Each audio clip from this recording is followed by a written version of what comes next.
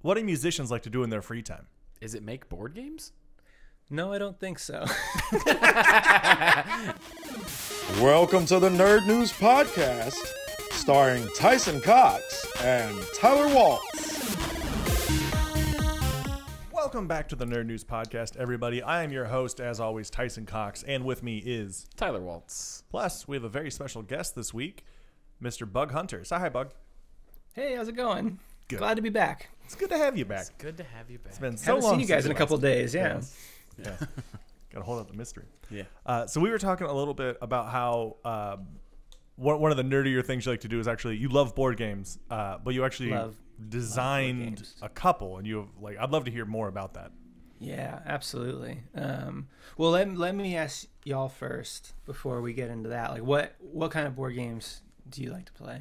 Ooh, that's a lot. I recently just got so someone gifted me Raccoon Tycoon and Horrified the Cryptid Edition because I love trash animals and Mothman, but also Betrayal on Hill House, Red Dragon Inn, all the way down to Catan. Like, just if it's a board ticket or ride, like It generally depends on the people we're playing with. Yeah. Because we play tons of them. Yeah. Magic the Gathering. Oh yeah. I feel I won't get into Magic because I know if I did, I would ruin my life. Yeah. I just started like 2 months ago, and it's a problem. Yeah, I have an addictive personality. Like, if I get really into something, I like obsess over it, and I just know. Yeah. Just not go down that path because it would not end well. Yeah, That's probably for the best. We've discussed in our previous episodes, they're taking it downhill real fast, so you might not have to worry about it for long. Oh, perfect. Cool. So what kind of board games do you enjoy? I mean, I haven't played a lot of the ones you mentioned. I know of them just because I'm a board game nerd. Like, I recognize the names of all of them, but I haven't played most of them. The one that I'm really into is this game called Unmatched. Have you ever heard of Unmatched? I don't think so. I haven't. It's kind of like the Super Smash Bros. Of board games, where you buy the fighters, and so it's like you can fight Dracula versus Sherlock Holmes, or you can fight Little Red Riding Hood versus the raptors from Jurassic Park. Okay, that sounds amazing. Yeah. Yeah, so they have like public domain characters, but they also have licensed characters. So they just got kind of some of the Marvel. They did like Daredevil and Ghost Rider and some of those heroes. But then you also have Bigfoot and Robin Hood, and I don't think Robin Hood versus Ghost Rider would be a very good match. feels no. one-sided. They're all great. They're all balanced. It's fun because each one has their own little. All the rules of the game are the same. Like, you have your little figure, you play on a map, you move around, but every character has their own deck, like this 30-card deck, and that kind of basically every character gets to break some rule, whatever it is, right? Like, there's the established rules, and then the character gets their little bonus rule, so like Medusa just gets to deal a point of damage at the start of her turn if you're in her zone, so that's just Medusa's thing, right? And so you just have to, like, all right, well, that's the thing that I have to play around when I'm like fighting Medusa as the Invisible Man. This sounds like so an amazing They really, game. they got everybody. Yeah. It's the coolest game, and so I got very into the Unmatched circuit kind of early on, and I somehow ended up in the finals of the like official tournament. Nice. Like I was like in the top two player in the world.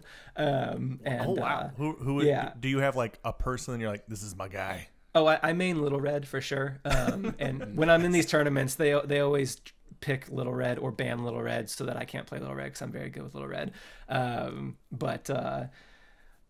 it was like this whole thing. It was like broadcast on Twitch. A bunch of people watched it. It was a best out of 7, and I lost in the very last match. So I came out runner up. But it kind of started a relationship with me and the company that makes these games are called Restoration Games, and they actually had me come out to Gen Con in Indianapolis last year and like play like their private kind of after hours for like kind of their fans, all the tournament players and everything, and so they had me come and like play a set. That's really cool. Yeah, so that was like a highlight for me. Is like, wow, this is so cool. I got hired by like this board game company that I love, and I got to like meet them and like play for all of them. So are you trying to be like, you should make a Bug Hunter figure? Yeah, no, I've Slip one pitched in it. Yeah, maybe Pinecone's guy. Pinecone's guy would be great. Yeah, that's wonderful. That's one thing I really love about the nerd community is how like we are a community. We take care of each other. We enjoy each other. Yeah, that's awesome. I didn't know you were at Gen Con. We probably walked by each other. Who knows? Yeah. You know what's funny? Gen Con was the first time in my life that I got recognized in the wild. Oh wow! Really? So like obviously if I go to one of my shows and people see me, they're like, oh, it's a Bug Hunter, right? But like in a place where I'm not, there in the context of doing music, I had to go to the biggest convention of nerds in the entire world to get one person to recognize me. But some person walked by, and this also wasn't fair because I was wearing a Bug Hunter shirt. But they were like, "Cool shirt," and I was like, "Hey, thanks." And then they kind of like did a double take, and they're like, "Are you Bug Hunter?" And I'm like, "Yeah, that's me." And like I was like, "Let's take a picture together." They weren't even like, "Let's take a picture." I was like, "I want to take a picture with you because this is awesome." And so that was the first time that I got like recognized in like the wild as like. I know you were probably really excited, but how great would it be if you're like, "Oh no, I'm just cosplaying." Yeah, no. It is also still impressive. I would do something like that. Yeah, I have been known to like get a post to the front page of like Reddit or something, and people are like, "Give me a link to your music," and I'll rickroll them, just because I get so much humor in that, where like I have this golden opportunity to do something cool, and I just think of something stupid to do at the last second and ruin it. But that is wonderful, and also it's just in the fact that they're like, you were. No offense, we all look like we would go to Gen Con. There's a lot of sure. Right. It's great that they're like, it might be the guy. Yeah. So you're designing some games, right?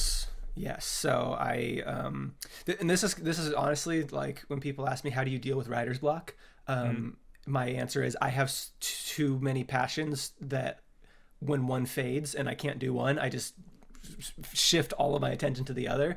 And so that's for me designing board games. I found that I actually like designing board games more than I enjoy playing board games.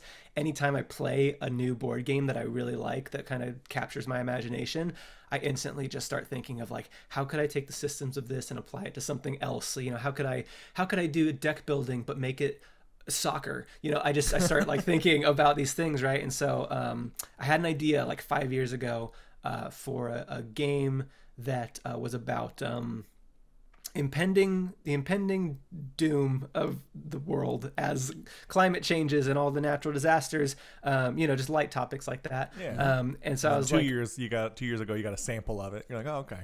Yeah, exactly. So I made this game called Bug Out. And the fact that the word bug is in there is just a coincidence. Okay. Bug out means to scatter in the face of disaster. And that's what this game is. It's like a cooperative game where people are trying to escape from all these impending natural disasters. So you deal out this map. It's like a 6x6 random map of like cities and fields and a volcano and a cliff. And, you set that up. It's all random.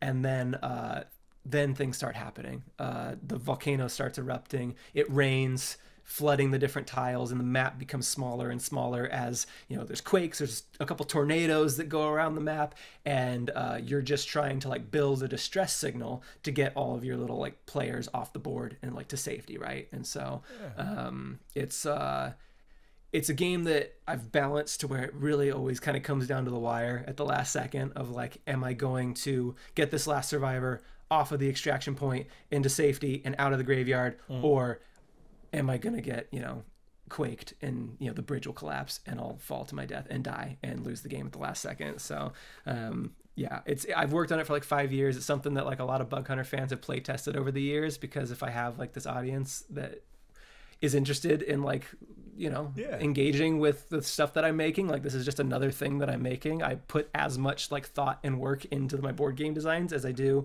with my music. My music has been more successful so far, but I wasn't successful with my music until I was. So I feel like I'm going to keep working at it because I enjoy doing it, and whether or not I'm showing it off at Gen Con someday is to me still irrelevant. I enjoy it because I like to do it, and I'll have to Yeah. I'll have to get you in contact with my buddy Grant Lyon. He does a lot of board game reviews, and he's big in that community. He's got a couple published. So cool. Oh, very cool. Yeah. That's awesome. Also a comedian, so you can do two things, you know? Yeah. Oh, yeah. He's got a big mustache. You may have even seen him. But, Who knows? Yeah, but just two things. That's all you can do. You can only do two things. Yeah. Donald Glover took all everyone else's extra talent. Sounds like a good little place to stop. We're going to take a quick break, and then we're going to come back, and we'll just talk a bit more. And I think you said you might play a song for us. So yeah, that sounds great. Yeah, we'll be back in just a minute.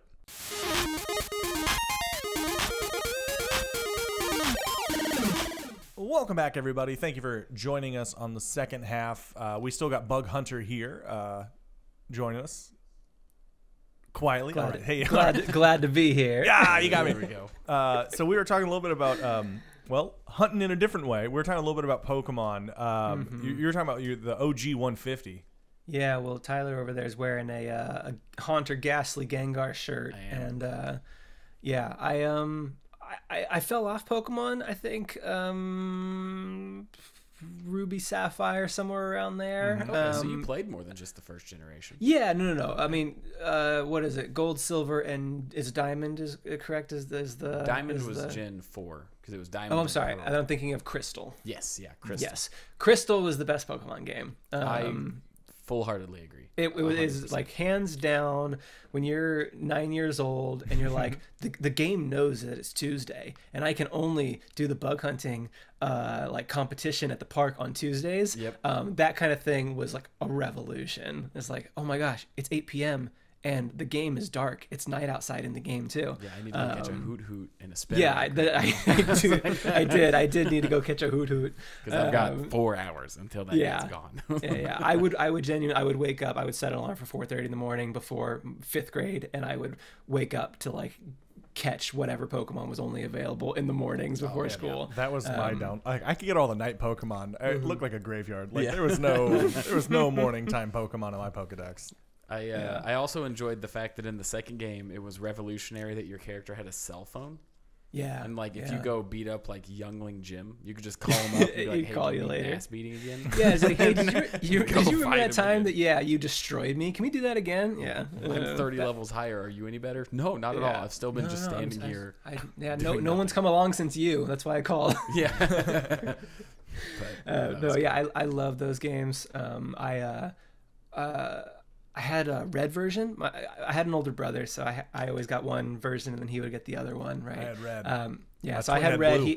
He had blue. I had red, and I actually got to all 150 Pokemon in the Pokedex in my red version, which was like the biggest achievement that a kid could possibly get. Nice. And my brother convinced me, or like maybe like a year after that, he's like, "You should restart." and play it again. And at the time, the idea of save slots is not, if you had one save, that's it. If you saved, that was the new game. And I was like, all right, you make a lot of really good points. I will, why have a game that I'm never going to play again, right? It's worthless. So I'll restart it.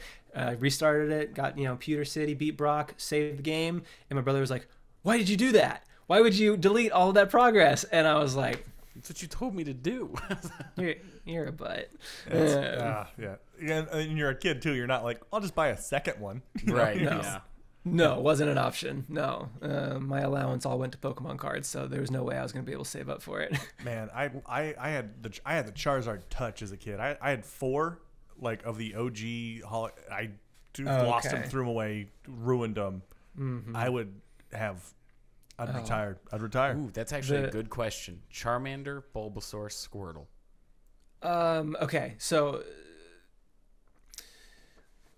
we are. We got him. No. Yeah, we are not in agreement over this, so you might make one of our days. There's only one actual answer to this question. I'm gonna divert for a second because here's the thing: Ivysaur, my favorite Pokemon. Love Ivysaur, but I don't. Hang on. But hold on. I don't pick a Bulbasaur. Here's why. Where are you going to get a fire Pokemon in the first, 4 to 5 gyms? Until you meet, a Vulpix outside of Celadon City? But you don't. But, if you're somebody who gets your party a 6 and then you're like 7 badges in and you replace one of your party members with something you caught at like level 30, I don't even know what to do with you, because like it's unthinkable for me to like, once I have my party, we're at like level 15, that's my party, right? And I'm gonna stick with that for the rest of the game. So it has to be Charmander, because you don't have access to another fire Pokemon until I think in blue you can get Vulpix on the way to the 3rd gym. Can you? I think so. But I think still. that's Shit. the version exclusive. I should have had blue. You should have. No, Yeah. I'm gonna take a win by default on this one. No, I think because you I'm a said Charmander technically your favorite is Bulbasaur. Well, Ivysaur. Ivysaur, right? But I don't think I've ever picked Bulbasaur.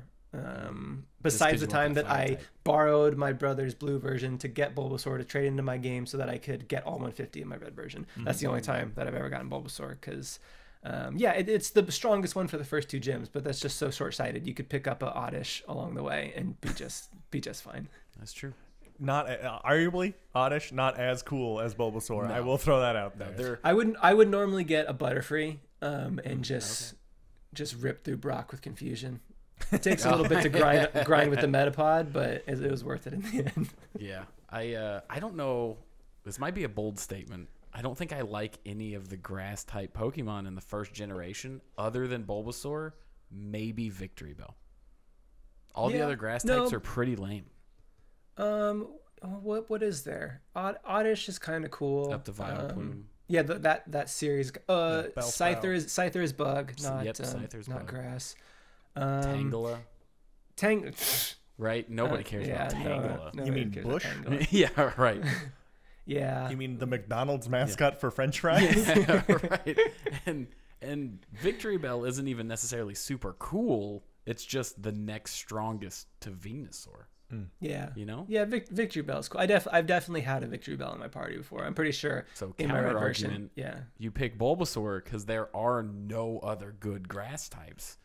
But I know I can eventually get like a Magmar or like an Arcanine or something way cooler as a fire type. I mean, that's so late in the game for me. Just the way I play, Do you get attached to your, like, these are my dudes? Oh yeah, absolutely. Yeah. You can't just kick one out. You can. No. Pull your weight. Never. No. Do you nickname your Pokemon? I definitely have in the past. I don't know that I did when I was a kid, when I was like really into it, but like, there's definitely eras where I was like, yeah, naming my Pokemon after Game of Thrones characters once for some reason. I don't know. I don't know what age I was where Game of Thrones and Pokemon was overlapping. Because I feel like I didn't play it that late, but I definitely do remember like naming them. I think maybe I tried to play Black or White on the DS, and I just never to hop back in. Yeah, I've never completed a game past, I think, that Ruby Sapphire. I have Sword on my Switch, and I got to like the first area and there was like a big Pokemon and I was like, this is nothing, and I never went back to it. So Sword and Shield, I played Shield. Shield was the last game that I completed the Pokedex on. Okay. I was all like, this is the first game for the Switch. I'm gonna give it my all. And how many Pokemon is that? Because I have no idea. I think it was 400. Okay, that's a lot. Yeah, it's way bigger. It was 400, and it was a live dex too. Yeah, I was about to say which is my personal brag.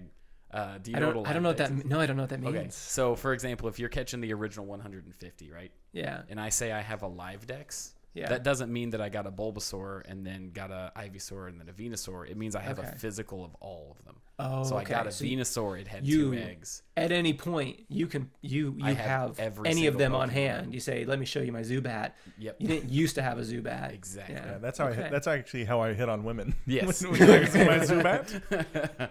But so I did that with Sword and Shield, and I've been playing Scarlet and Violet, but it dropped off quick once you get done with like the meat and potatoes of the game. Yeah. It was kind of hard to just keep going. Yeah, I just want them to remake Red in that style. Same. Just make it like a 3D. But like, don't throw in the later Pokemon. I don't care about like the pile of trash with eyes. Like, give me the original 150, maybe 250. Yeah. You can't just remake the game. Yeah, I'm cool with like Houndoom and Houndour. They snuck some cool ones in that second set of 100. the 250 for me. That's Yeah, the golden. yeah. Is the 250 because you get I don't really- Tyranitar. Like the Yeah. Gen 2 starters, I loved Totodile. Totodile Very is cool. arguably Totodile's my awesome. favorite. Croconaw, right? Yeah. Super cool. Awesome. Yeah. Haven't really attached to anything past that. I always look. I always see what's going on, but yeah, nothing has surpassed the nostalgia of the early some of them 2000s are for me. Getting goofy as well. Yeah. But let's go ahead and shift some gears here because we're starting to run out of time, which is this has been a joy to talk to you. Absolutely amazing. Thank you so much. And Of I course. believe you offered to play a song for us. So Just I've been staring at ghosts this whole time, so I feel like that has inspired me to pick my most ghost themed song of all my songs, and so.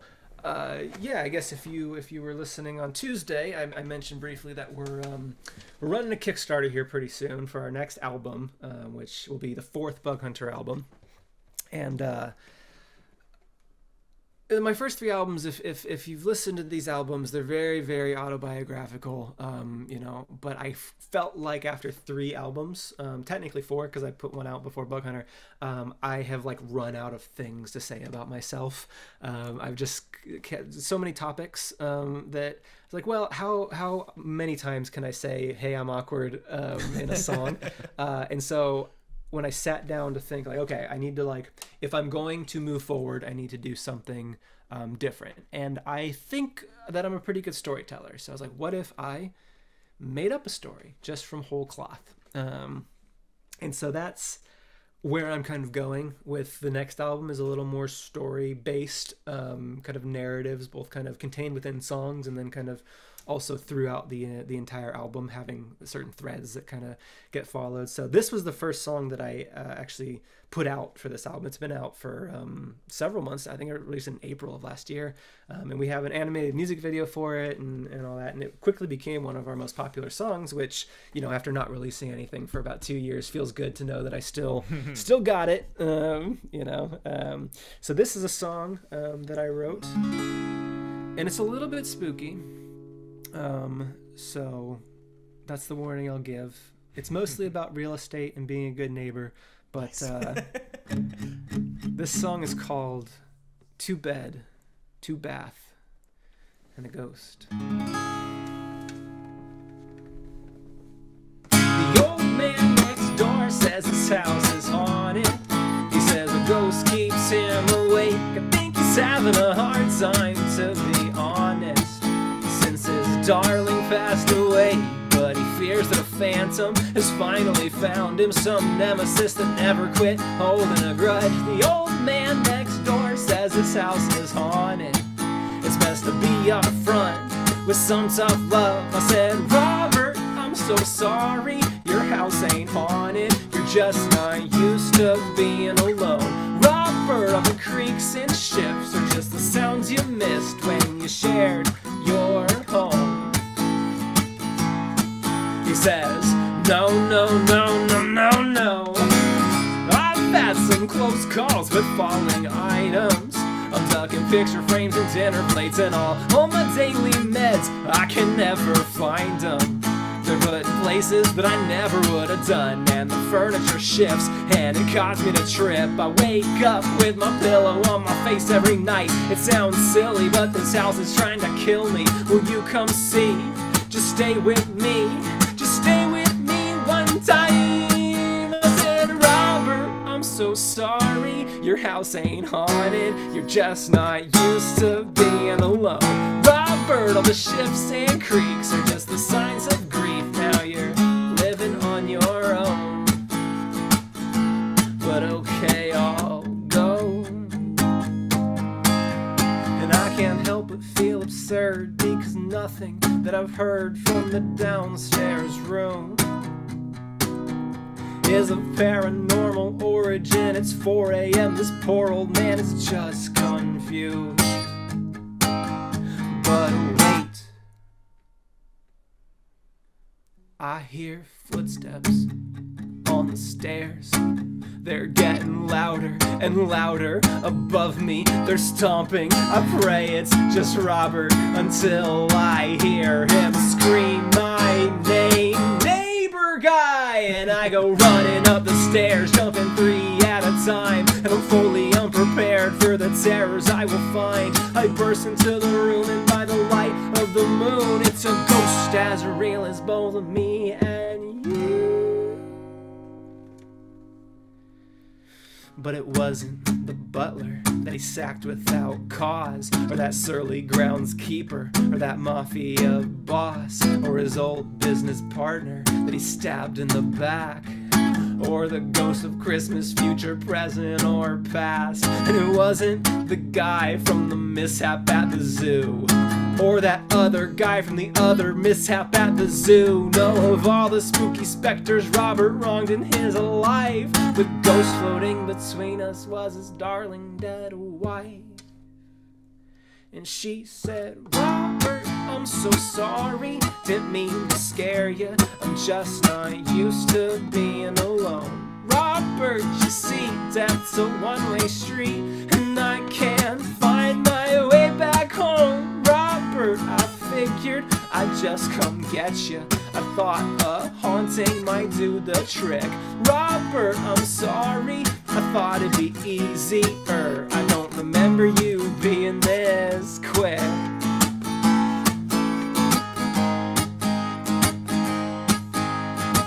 The old house next door's got a sign out front now, a for sale sign tied to a post, so attention shoppers, you can make an offer on a 2-bed, 2-bath, and a ghost.